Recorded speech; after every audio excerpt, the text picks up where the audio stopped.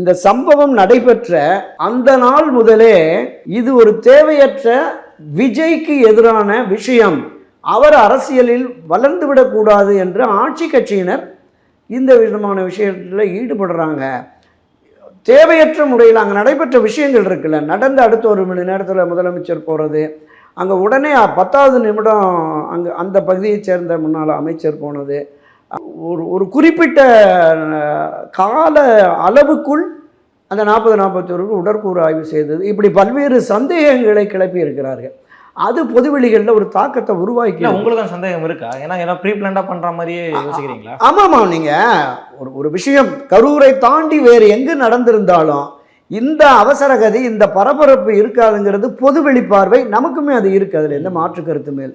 எனவே இந்த அடிப்படையில் தான் இப்போ சிபிஐ இந்த விசாரணையை தொடங்கி இருக்கிறது. இதற்கு யார் காரணம் என்பதை நிச்சயம் சிபிஐயினுடைய அறிக்கை வந்ததுக்கு பிறகு தான் நமக்கு தெரியும்.